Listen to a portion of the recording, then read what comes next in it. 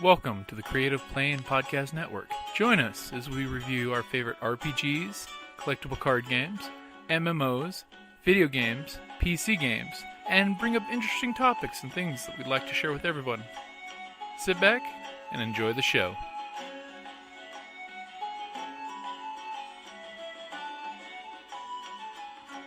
Hi, this is Kelly, aka Trixie from Ragnarok and Roll, a Sign to Ragnarok story, and Tilda Wimblewick from D&D Journey of the 5th Edition.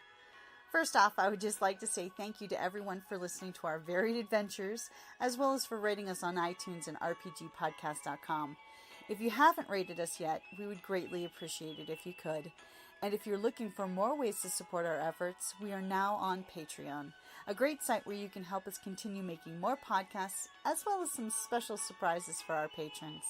If you can, please look us up at www.patreon.com/cppn.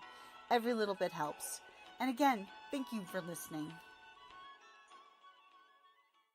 Would you like to hear a useless camel fact? Yes. I'm sorry, I should probably introduce myself. I am Lieutenant William McAllister, nicknamed Dromedary Bill McAllister, from the United States Camel Corps, formerly then became the Confederate Camel Corps. Now I'm back to the United Earth Camel Corps. Point of it is I deal with a lot of humpies, and as such, I have a lot of experience dealing with them, and I picked up and learned a few things about camels. And here's a useless camel fact for you. You will never unhear this. So many of them. Do you know what? I can give them a. You want a flat one or a kind of a raunchy one? We'll start with a flat one. Camels are really smart. Camels, when they sit down in the sand, they will always align themselves either directly due east or due west. They will never align themselves north or south. And do you know why?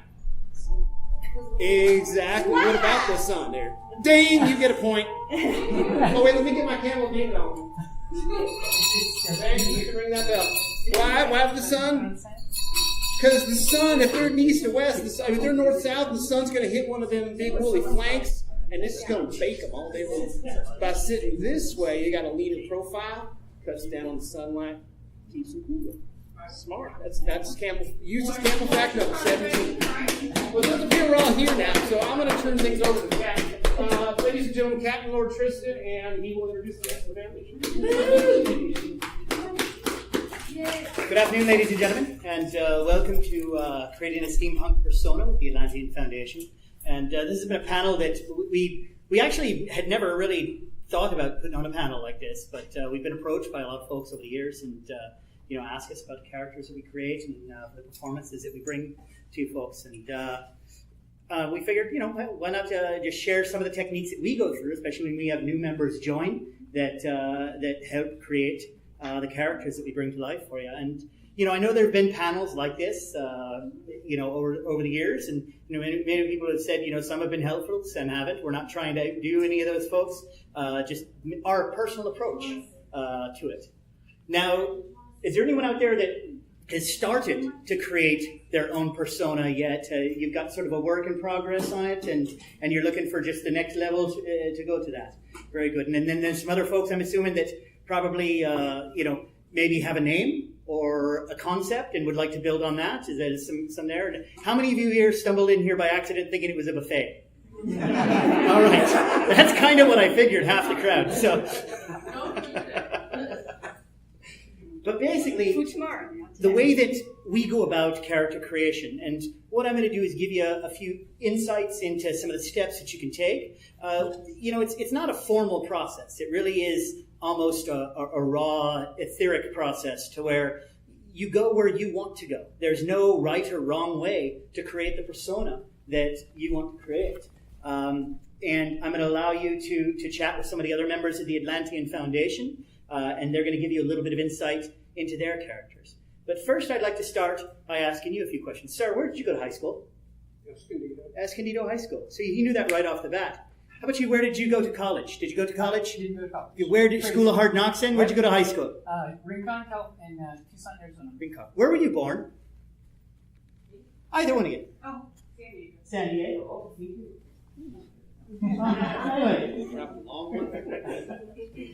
So, those kind of questions. What was your mother's name? Felicitas. See, Was. there you are. You don't have to think about those answers. You know those answers. And that's the essence of your character. It's not like you need to get all elaborate and everything. You need to start with 2 or 3 building blocks that are your steps that are then going to take you to the next step of your character. And the beginning of that is you need to decide on 1 or 2 major points in your life. So the first thing that most people normally start with is a name. Think of a name that you want to call yourself. You can use your own name. You can use a different name. You can add a professor, add a doctor, add a captain, whatever you need to it. But there needs to be a story that leads up to that. If you're a professor, what are you a professor of? Well, then that leads to the next questions. And think of it almost like, a family tree, but instead of pairing that with family members, you're pairing that with events that have sprung off just that one event. And sometimes that's all that it takes, is that seminal event that creates the entire rest of the persona for you. Some people say, oh, well, I don't have a name yet, but I want to be a mad scientist. Okay, great. I want to be an airship captain. Wonderful. You can be really anything that you want to be, but it has to make sense. Now, a lot of that might be based upon the outfit. And the outfit that you've put together for yourself, the costume, the clothing, whatever you want to call it, that has to make sense as well. Because, if you're running around in, a pair of, coveralls and bare feet with grease stained all over your face, you're probably not going to be, the Tsar of Russia.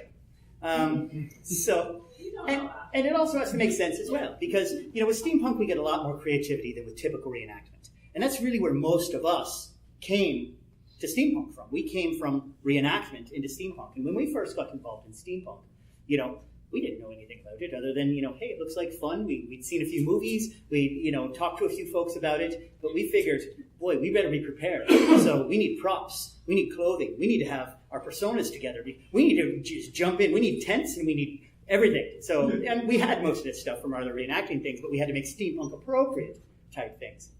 Wow, rerun. So we showed up and people were like, wow, where did you guys start doing that? Well, everybody doesn't do this. So it was a little bit of a surprise for us, I have to say, when we jumped in and found out that, most people were coming from a con side of it, and to where really all they did was dress up, and they might have a name or, a one little gimmick or things like that, but there wasn't a lot of that. And that's kind of what allowed us to become sort of like, hey, we know them, but, it's been fun meeting folks and getting to know folks, and some people have come on board and said, hey, let's create characters.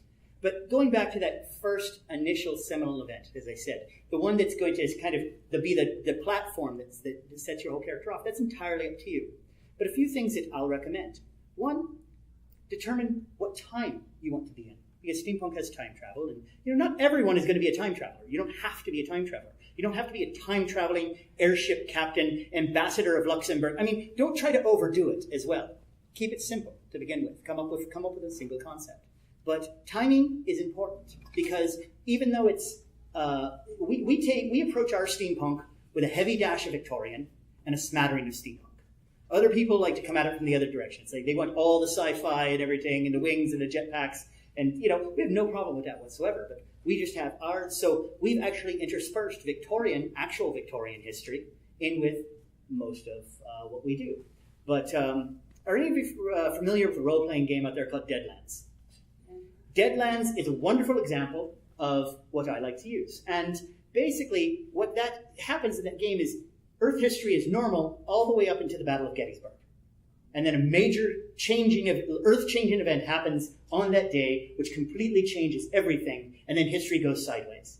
So that's something that we've kind of incorporated as well, because Earth history, pretty much, we've done sort of the same thing. Earth history is pretty much the same right up through the Civil War. And then several discoveries and events that happened in our timeline have changed everything, which resulted in the invasion of Mars. Those of you who've been around, you've heard probably the stories and the songs about, the Atlantean Foundation and our portion of participation in the invasion of Mars. But we decided that was an important event in our timeline. And this is something, as you sort of take this would be more of a 2.0 discussion, but it's now taking your personas and forming groups of personas. But it's the same, the basics are the same. So what year do you want this to be? What year are you living in? Because if you want to have been, for example, at the Battle of Balaclava, where I was, then you need to be on the other side of the Crimean War. And it needs to make sense for the age that you currently are. And you don't have to play your own age, but it does have to make sense. I mean, if you've got a long white hair and beard, it's probably not any good going around telling people you're 16 unless some horrible experiment, and you need to have a story for that. And that's fine, but everything has to have a story, and those stories have to tie together and make a bit of sense. But as I say, if there's major events that you want to have had shape your life, and as you go back and you do some historical research on the Victorian time period, you'll find one or two little things, and you do something that I like to call wiki surfing. You pop on Wikipedia, and because I know people like to bash Wikipedia, but it's a wonderful jumping off point for research. It's not a great primary source, but it's a good source to get you to other sources, because they have this wonderful thing called a bibliography down there at the bottom. And that will give you books and websites and other places that you can go to get the information that you need. But as I said, you find yourself a point in time that makes sense for you. That's one stepping off point that a lot of us use. For example, I decided there were certain life events that I wanted to have happen to me. And for the Atlantean Foundation, our nominal time is 1875. And so all of us are right in around there. Maybe a year or two off here or there, but that's sort of our target timeline. And then everybody just sort of went backwards from there. And so, okay, well, 1875, and, I'm 30 years old. Well, subtract 30 from 1875. Now you have the year you were born. And that's something that you just commit to your memory. So when somebody's talking to you, you say, well, I was born, and where were you born? Are you American? Are you European? Are you Martian? I mean, where are you from? And I was born here in 1875. Pick a city. It doesn't have to be, you don't have to narrow it down, because you'll do that as you go, as you continue to research a character. I was born in England in 1875. I was born in Germany in 1875. Start there. Eventually you'll find a city that you like. And I was born in, Berlin, Germany in 1875. Whatever. You pick the time, and then you gradually distill it down to the finer points. But start with broad strokes. You don't have to design everything right off the bat. You know why? Because you're not going to remember it all. You need to remember 5 or 6 important things about yourself. And then what do you do now? Okay, well, I'm an airship pilot. All right, so between being born in, Berlin in 1835 or 1845 or whenever, and the date that it is now, how did you get from being born there to becoming an airship pilot? Well, I don't know. Okay, great, that's a fair enough assessment. But what was the one event that made you become an airship pilot? Was it something you always wanted to be? And you think back on your own personal life, and you can use your own personal experiences to kind of shape who your persona is going to be, because there's always going to be a bit of you in your persona. I mean, unless you're an Oscar-winning actor, there's always going to be a very strong bit of you in your persona. And so you can use things that happen to you, maybe things even unpleasant in your life that you're still trying to cope with. You can have fun with those now. Maybe you had a rough childhood. Well, maybe your persona had a rough childhood. Grew up as an orphan on the streets of London. Sure. Your parents were so horrible, they put you in a workhouse. Well, there you are. You started out in a workhouse. How'd you get out of that workhouse? And you just start asking yourself questions. And that really is the basis of, your character. For example, my character, my persona, Captain Tristan Wolfe, he was raised in the military, basically. Father was a surgeon. Father went off to India in the India campaigns, and was part of the disastrous retreat out of that, where his mother was killed during that, because officers would often have their families with them. And that was so as we retreated over the mountains during the dead of the winter, and, we're fighting that entire way, and that's an actual event. I just happened to insert that. Now, how many of you out here are fans of historical fiction? Read, Bernard Cornwell, one of my favorites, Sharp's Rifles, that sort of thing, Archer's Tale. He's a master of that sort of thing. And that's all you need to do, is pick a few historical events that you like to have your character be involved in, and then insert yourself into those. How were you involved there? Now, obviously, some of them you have to be a bit careful about. Well, I was at the Siege of the Alamo. Damn, sorry that you're dead. Oh wait, I was on the Mexican side. Okay, fair enough. Or perhaps, in all of the confusion, a body fell on top of you and you were laying in a ditch off to the side. You fell off a wall, rolled down a hill, and ended up in a ditch. Historians didn't know wouldn't know if that happened to you. That's just fine. But come back for the reason why you survived that. You know, I was involved in a horrible airship crash. That's how I got this horrible scar right here on my left pinky. It's just, you know, those sorts of things. You just come up with the events that have shaped your life. So I don't want to do all the talking here, and I keep looking at this as if it's a watch. Oh, by the way, new birthday present. Oh, sorry. She likes it. Nice. So, I'm going to introduce you to a few members of the Atlantean Foundation. I'm going to allow each of them to share with you just a few events, a few tidbits of their persona, just to give you a few ideas, perhaps. Now, before I do that, does anyone have any specific questions about anything I've said thus far? Are you following me? Do you understand where I'm saying that, you know, you pick the events, you pick the things that shaped your life, because that's exactly what's made you who you are today. And that's all you're really doing, is you're creating a slightly different version of yourself in a different time with perhaps different skills, things like that. But you don't have to know how to fix an airship. All you need to know is about 5 or 6 terms that you can spout off to somebody who doesn't know how to fix an airship. And guess what? You sound like you know how to fix an airship. So I'm going to introduce, this is Lydia Boucher, and she's another one of our founding members of the Atlantean Foundation. She's a professor of theology and parabiology. So I'll allow her to give you a few brief just tidbits about herself and how she came up with these things. Well, basically, I went back and I'm from Newry, County Armagh, Ireland. So I kept that the same. I'm actually from a small village just outside of Newry. So born in Ireland, lived in Ireland. My father was a professor, so I went into the same profession that he did because he very much felt that women should be educated just the same as men. And so followed Mary Wollstonecraft, and her ideas for a lot of that was what I was raised on. So I was a professional scholar for a while, got approached by Captain Wolf, and that's some of the basics of my life. But as a professional scholar, though, what did you study? I studied folklore to start, so the folklore of Ireland. And since the Irish are very much involved with the Fae and have so many different stories about the Fae, that was something that played right into studying all of the old stories first, and then I started branching out into, all right, well, there's somebody who's actually studying the Fae. Let's go and see what she's got going on. And so that's where a lot of that started. And this leads into props, which is an excellent segue, because as two of the first things she purchased, because all of the Atlanteans, what they have to do is contribute artifacts to our collection that is in an area of their expertise. That's one of the prerequisites for joining the Atlantean Foundation. And two of the items that she acquired very first were Lady Coddington's Book of Pressed Fairies and her second Book of Pressed Fairies, and tied that into her storyline. Right, exactly. As investigating the work of Lady Coddington, who only recently has disappeared. So part of her... We believe that she may have fell afoul of some of the Fae that she was studying, because the Fae are tricksy. And this was simply just, I like these books, I want to incorporate them, now I need a, and somebody asked her one day, well, what happened to Lady Coddington? Oh, well, she's vanished.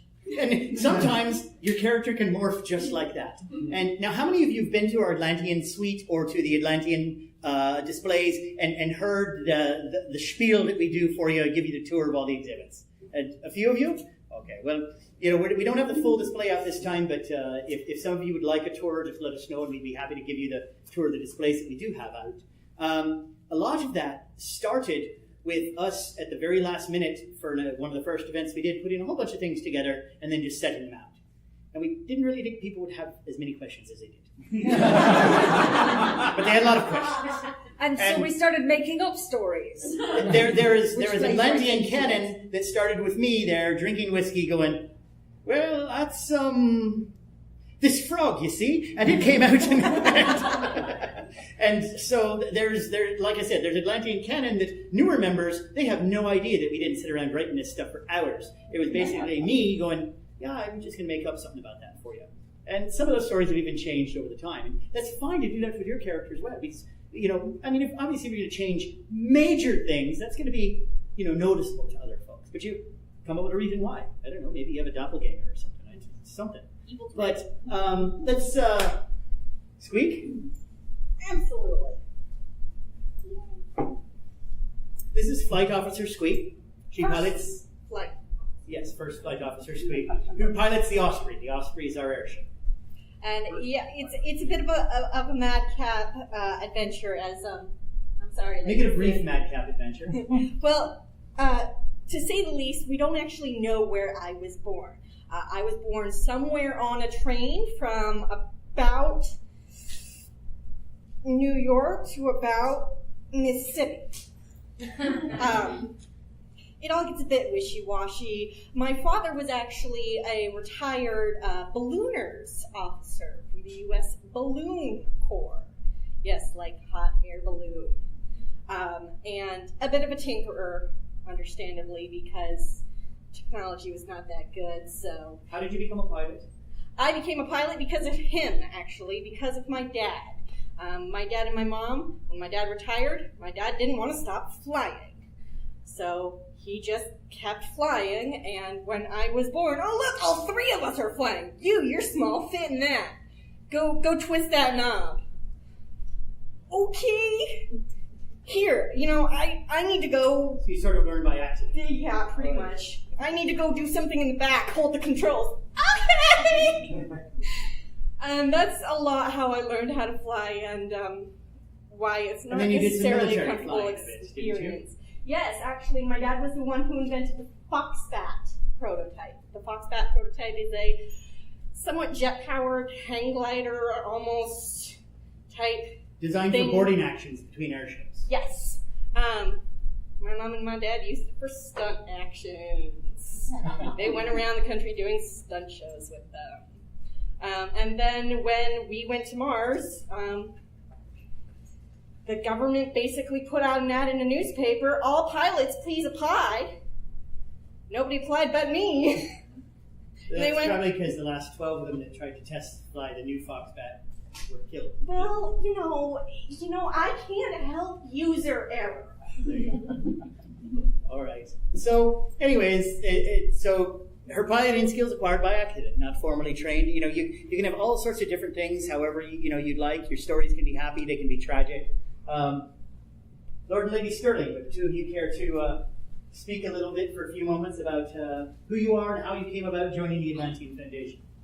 Good afternoon. My name is Lord John Sterling, 7th Baron Sterling. I was born in Ireland in 1826.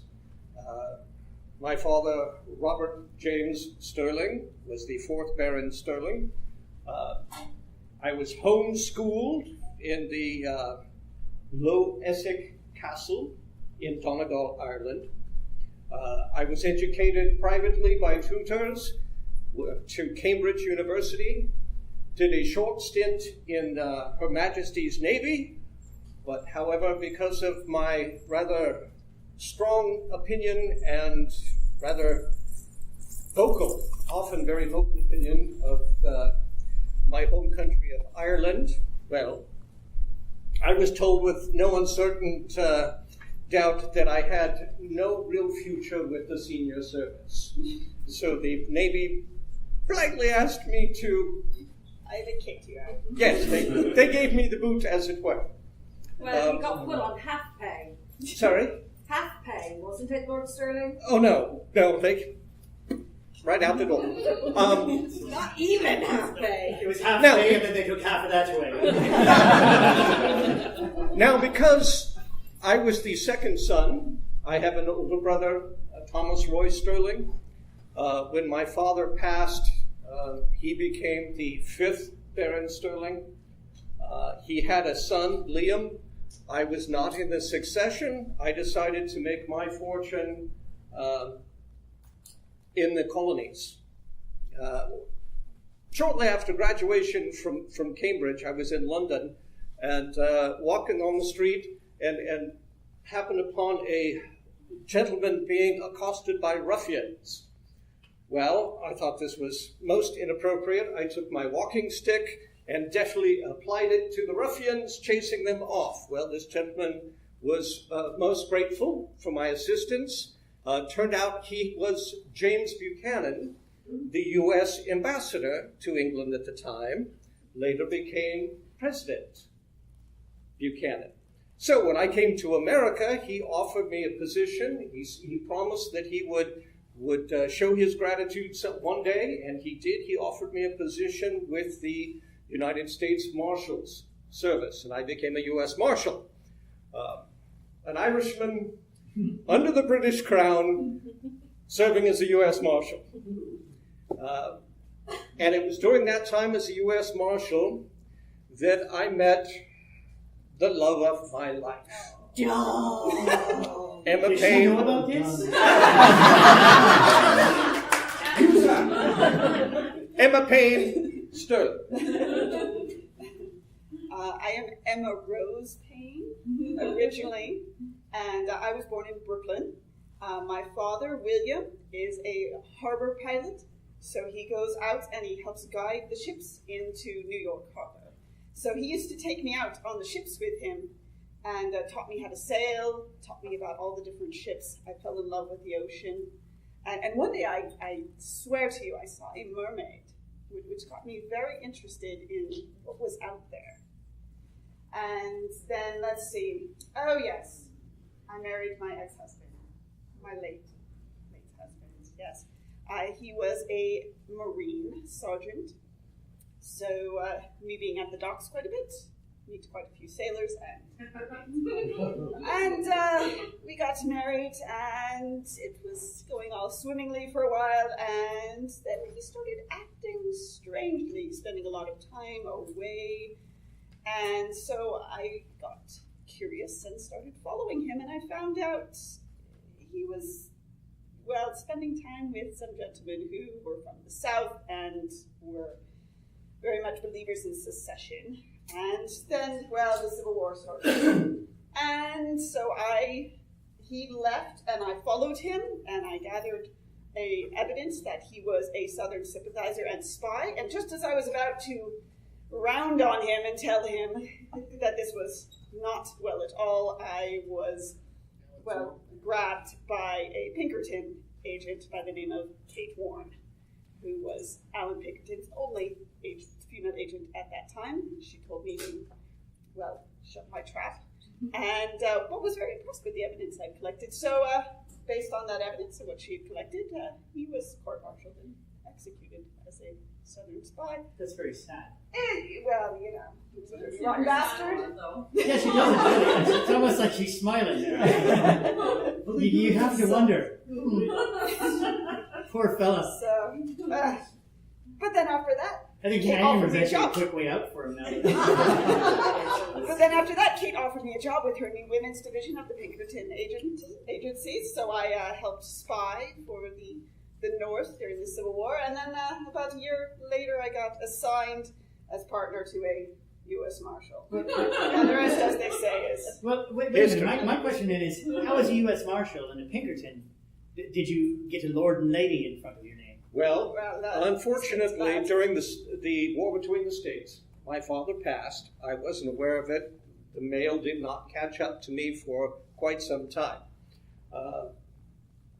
Emma and I worked together under General McClellan and the intelligence service, hunting down Confederate spies.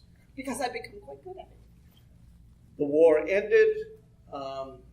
We became quite fond of each other, as it were, and I asked her to marry me and took her to Ireland to meet my family. Well, again, message passed.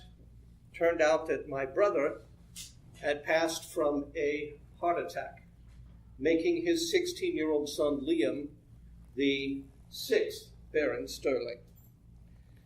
Liam, while we were en route, had a riding accident, fell off of his horse while he was jumping, broke his neck, and died. Thus leaving me to take up the family duty and become the 7th Baron Sterling. That was quite a Now, surprising homecoming. the authorities in Washington are still trying to figure out how a U.S. Marshal and an English Baron living in Ireland works together. We're still working on that. Thanks. So, as you can see, the Atlantean Foundation, we're a multinational organization. We have members that are in America. We have members that are in Great Britain, England, Ireland. We actually also have an Australian division. They're not here with us today, but we do have an Australian division as well. And so we travel about the world and uncover different things. As a matter of fact, Diving Bell Hunley here, another of our members. Your minions are calling. They probably have something nefarious planned.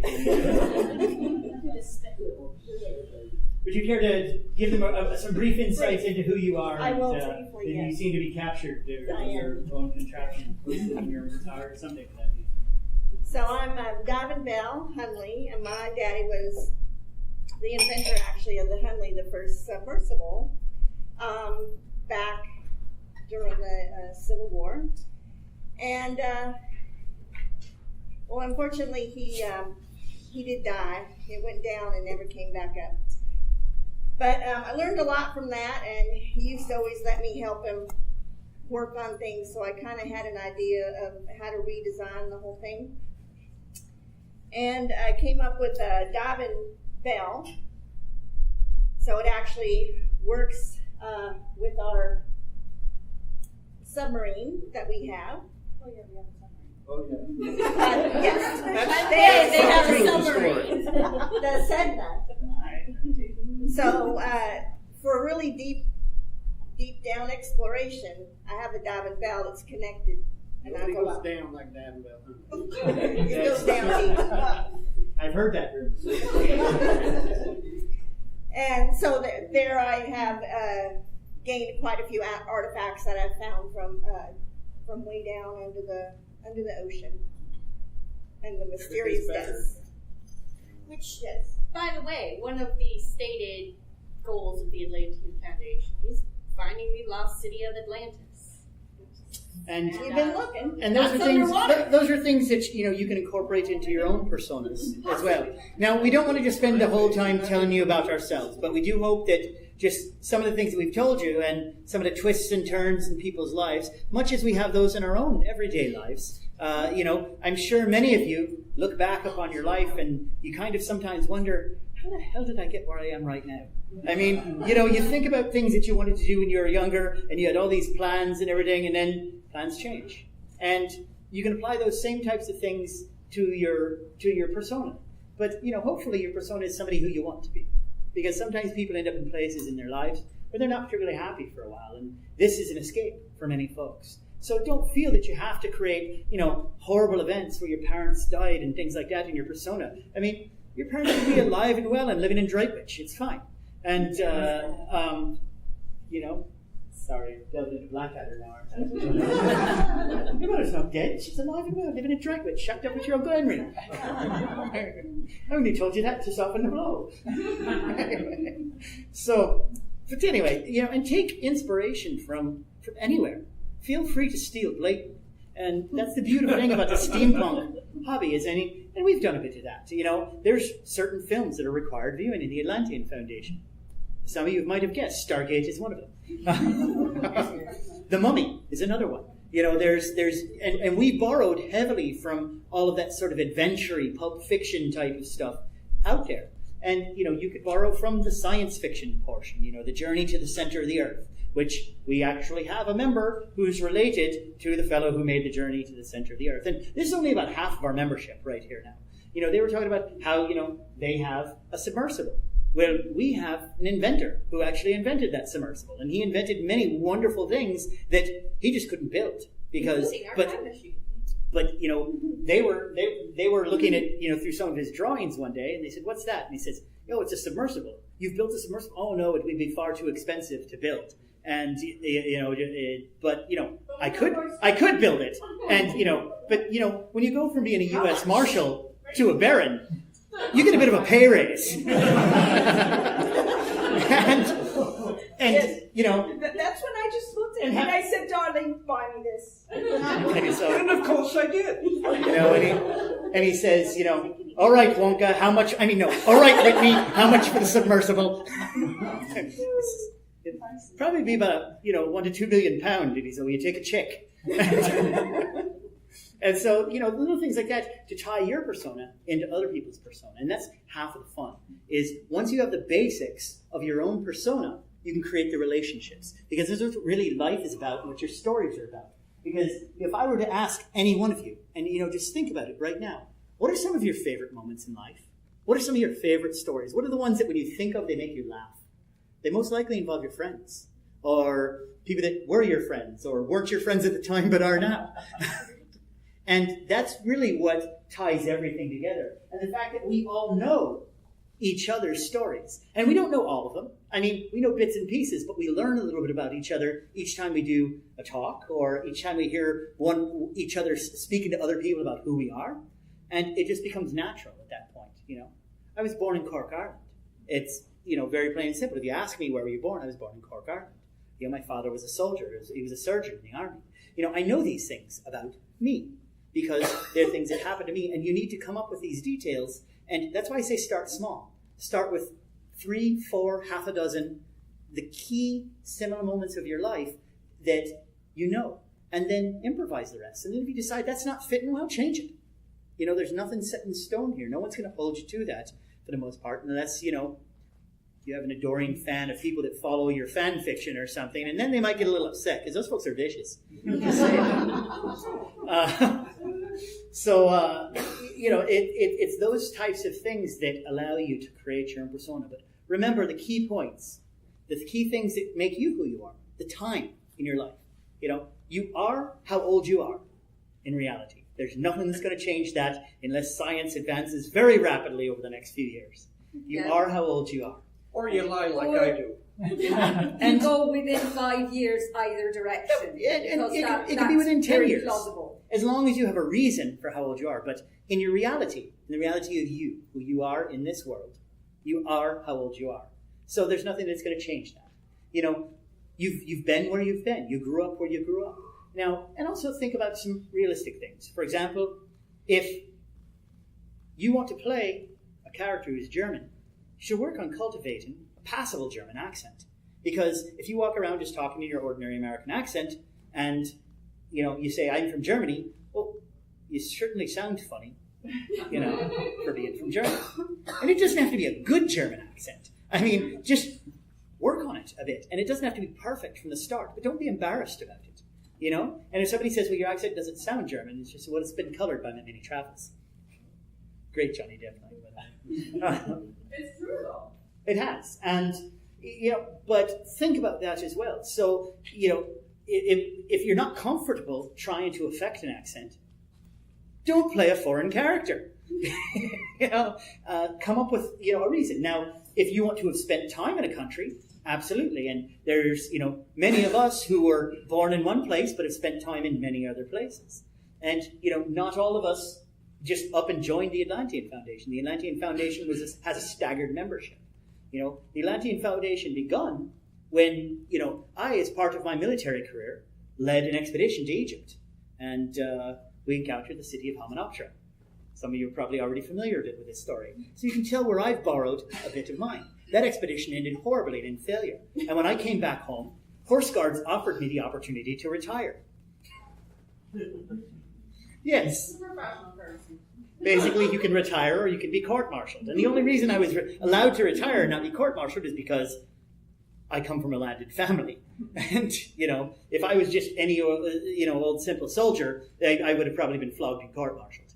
But, but I was convinced that I was right. And so I approached an Egyptologist who was known for having, ideas that didn't conform to the standard scientific community. And that's Cutter. He's not here with us today, our Egyptologist. But he suggested several other folks who would be perhaps open-minded to an expedition that might sound a bit crazy on the surface. We're going to go to Egypt, and we're going to find the City of the Dead. I can't tell you exactly where it is, but I've got a fairly decent idea within a few hundred miles in each direction. In the desert. Correct. In the desert. And so, no cars, this was, and somebody obviously who studies fairy creatures for a living is probably a little more open-minded than your average scientist. And so we put together a few individuals, and that's what we did. And it was that expedition to Hamunaptra, the successful second expedition, and the artifacts and treasures that we returned with for the good of science that were also rather good for our pocketbook, because museums pay excellent money for things like that, by the way, that funded the Atlantean Foundation. It purchased our airship.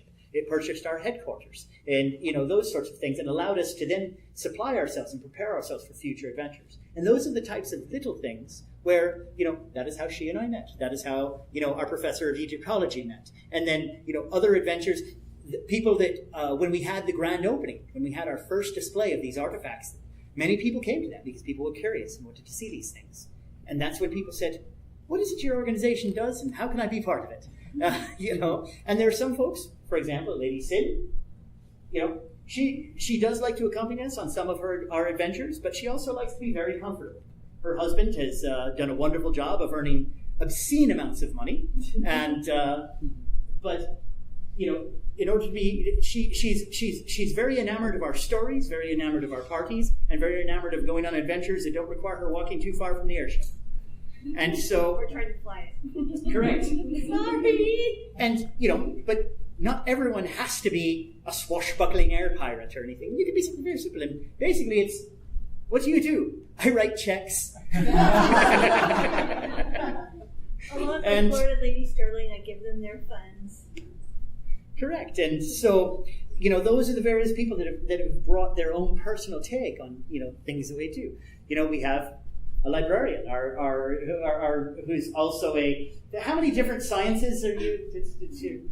Anthropologist. It's a social story, but based on my background and my personal experience, I wasn't actually formally educated, but my father taught at boys' school, and my mother, once she became poorly, so I didn't actually leave home. I stayed home with her for many, many years. So she finally passed. But at the time that I had to employ myself, and so with the experience that I actually had, I actually applied there as an employee initially, because I'm very good at administrative work and that sort of thing. And I have an interest in history, and Professor Whitney had developed a fantastic time machine, so I thought perhaps I might be able to tie that a little bit on the side of my day off, And in the process, though, we developed a need for a curator, so I have worked in international curator for the foundation and worked on the catalog. So more of an administrator position with the foundation, but it also allows me to talk to the attention now and again. If we have a question about where we're going in time, we ask her, right. What do we do when we get there? Well, it's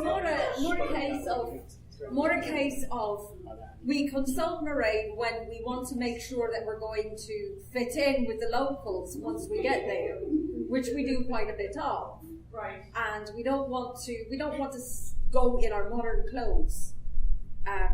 For that, so we want to fit in when we're traveling a bit too time, because there are certain periods of time where if you show up in funny clothes, there's an excellent chance you'll be burned at the stake.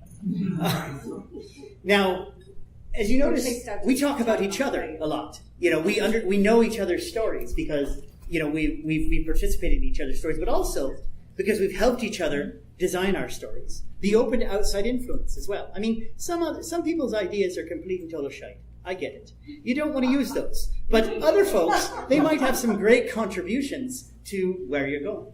Now, a few folks earlier raised their hands when I asked, how many of you started creating your own steampunk persona? And I believe you folks had said you had, correct? Yes. So where, do you have names? Do you have employment?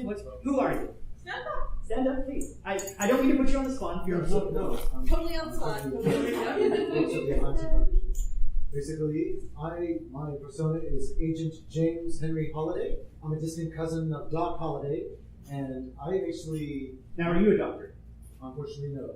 That was my distant cousin. I see. he was friends with Roger, but I can tell you one persona at the time. Basically, I was born in Philadelphia to a very wealthy, very privileged family. We were actually, my father was a veteran of the War of 1812. We were basically military, so to speak.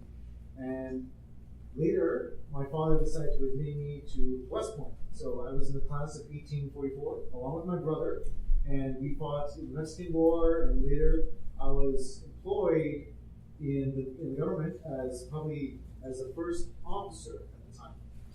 As in say police work, because I was actually well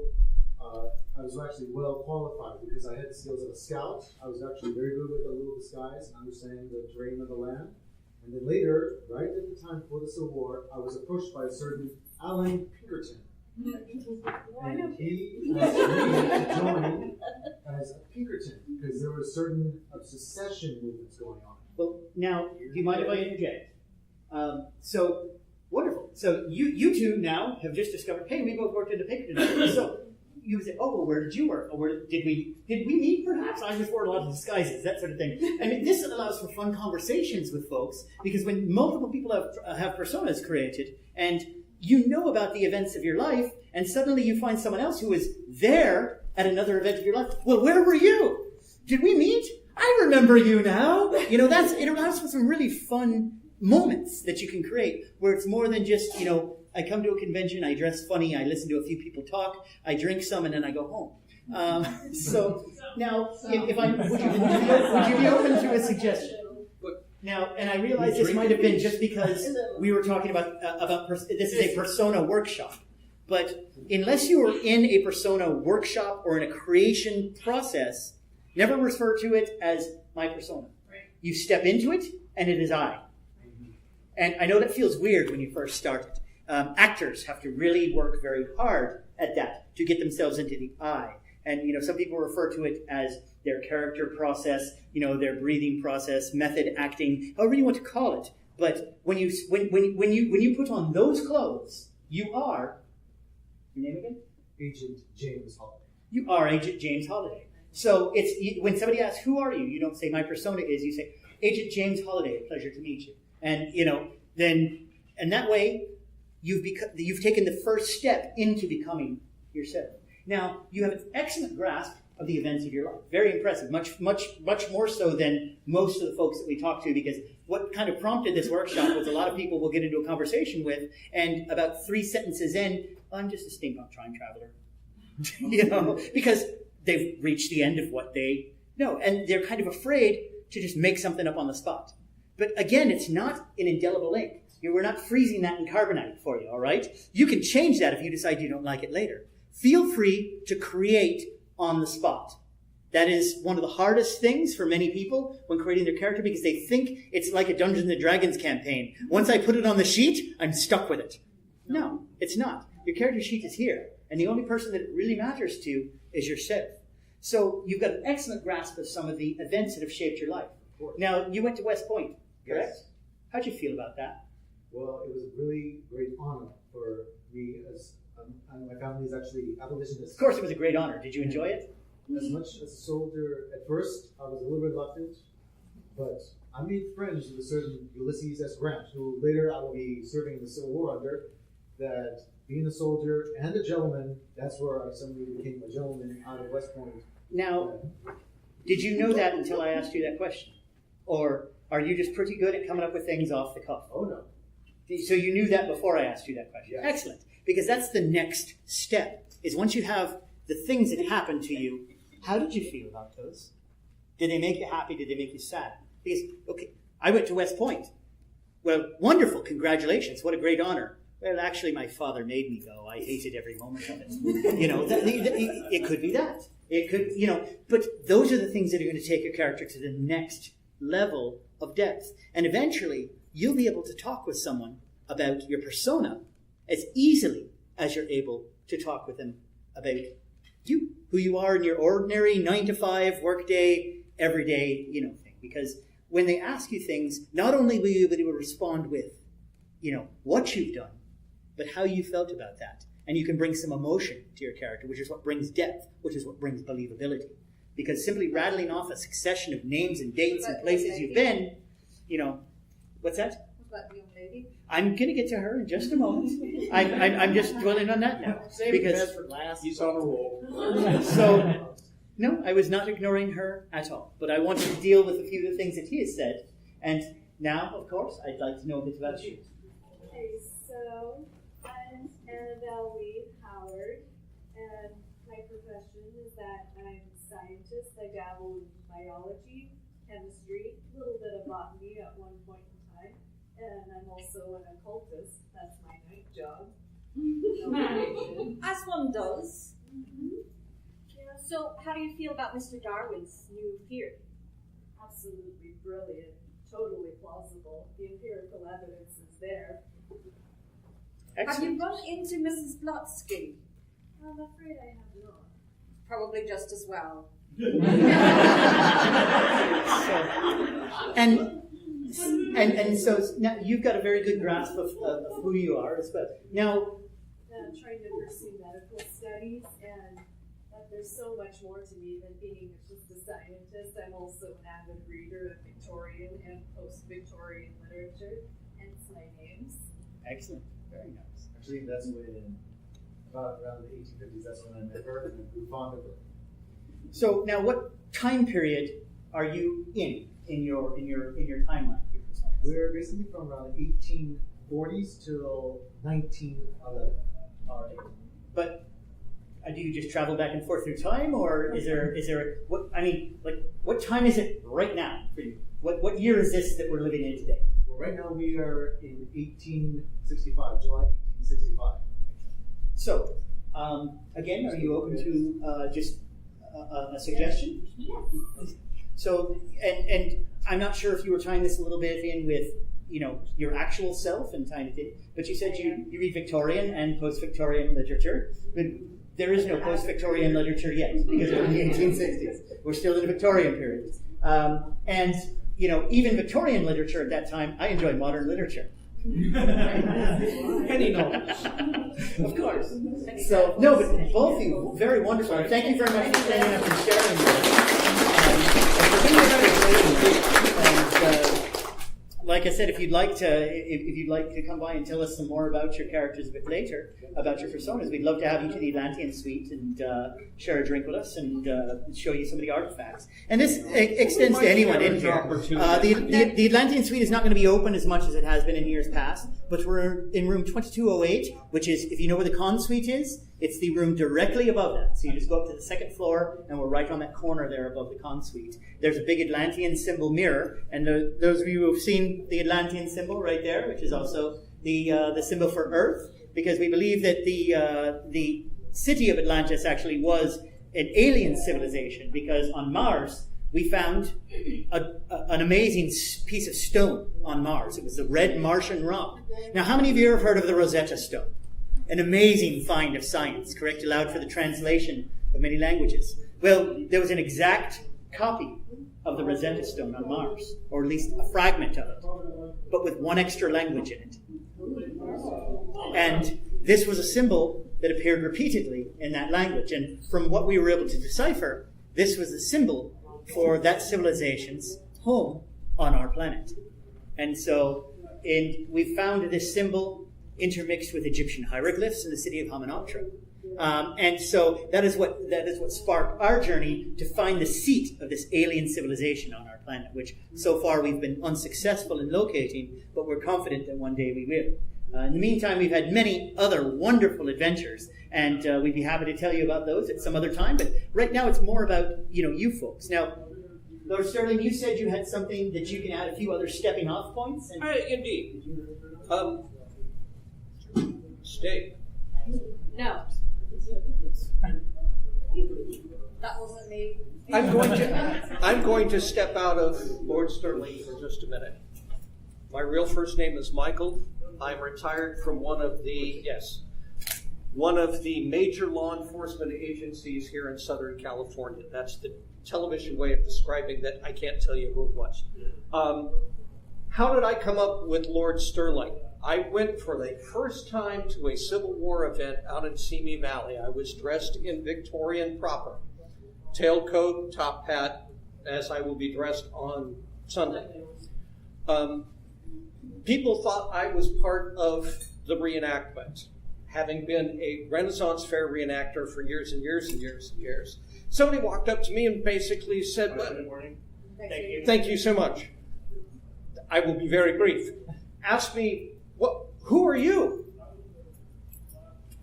And I made up John Sterling off the top of my head. My name is John, and I looked at the top of my cane that I was carrying, which was made of sterling silver. I'm John Sterling. I am the unofficial representative of Queen Victoria because, as you know, England has not chosen a side in your little conflict between your states. That was the stepping off point for my character. As Captain Wolf so eloquently said, I started with here in this point. Where does it go back to? So, I figure I'm about this old, so I'm going to be born about this year. How did I become a baron? John Sterling didn't start as a baron. That was a creation. He became a marshal first, became a baron, and in reality, as I built the story. But any spark can be the beginning of a new and wonderful character. Don't be afraid to just let it catch. Okay. Dr. Bill. Howdy, y'all. It's nice to see you again. I'd like to talk for a moment about stuff. That sort of seems to be the final component. For me, my story started with an episode of Mysteries at the Museum and one of these here bells. This is an actual camcorder bell that they told a great story. If you've ever seen the episode about the red ghost. Now, I'm not going to waste your time talking about the red ghost, but if you come up to the suite, I'll be happy to waste some of your time there. Now, but it all started with this thing, and when I started joining the guild and talking to our members, they said, well, you got to make sure you look the part. And so one of the things that kind of is whimsical to me and funny is when you walk up to people and like, sir, I see you're a military man. You got some ribbons on you. What did you do? How did you win those? I don't know. They're just cool. I made them. Yeah, I made them myself. I made them home. So that's a cool answer. And as a crafter, I love building. And it's neat to see people making things. Something I love about Steampunk movement is the making things. But why are you wearing goggles? Why do you have goggles? Well, I just came back from the Martian campaign. And when I'm not traveling with the Atlanteans, I'm training camel troops on Mars. So I just got back, and I forgot the things were even on my hat. But it's sandy on Mars.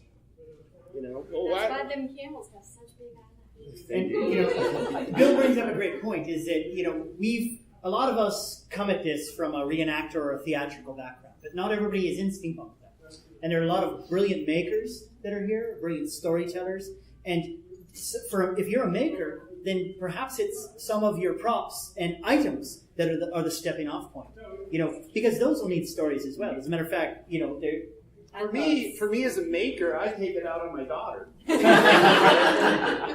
make her all the crazy jetpacks and all that because Bill's not that kind of person.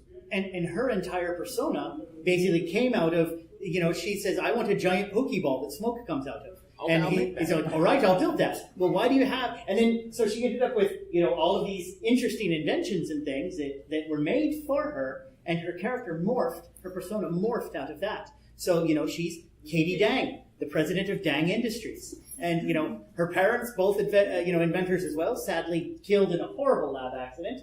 And so now she is the millionaire prodigy inventor that comes up with, all of these things. Like, this is the Dang Industries jetpack. And if you'd like one, you can get your own Dang jetpack.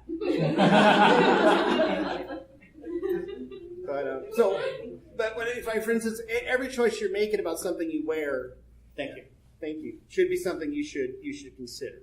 So, in conclusion, correct. Yeah, and it is accessories that create the outfit. So think about those accessories and why you're wearing them. Why are you wearing the badges that you wear? Have a story for every little thing, and you don't have to have it immediately, but be prepared to come up with something. What's this one for? We didn't have the handouts. We ran out of time to print them out. But if you contact me directly, we can get you a list of some of the questions that we've been suggesting as stepping off points for creating your persona. Now we have to give up the floor because there's another group coming in here. Thank you very much for your time. We will have tomorrow up here is I'm not sure if it's this room or the one next door. It's going to be one of the two of them. But the Atlantean Artifacts Roadshow. So feel free to bring an artifact that you want to know something about, and we'll tell you a little about your artifact. We have our pool party tomorrow night, 5 to 7, down by the pool. Wear your best Victorian swimwear. If you don't have Victorian swimwear, wear any swimwear. No swimwear. We don't care. Just come on down to that. And then, of course, extemporaneous dramatic readings on Sunday, which some of you are familiar with, some of you are scared of. Thank you. We'll be available. Thank you again for coming out here, folks. Thank you for your time.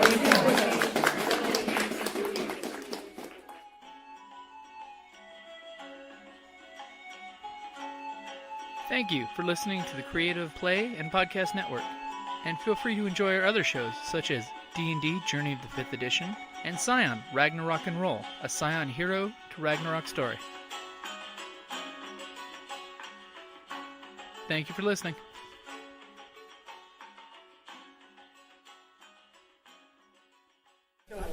Did you find that useful, the information?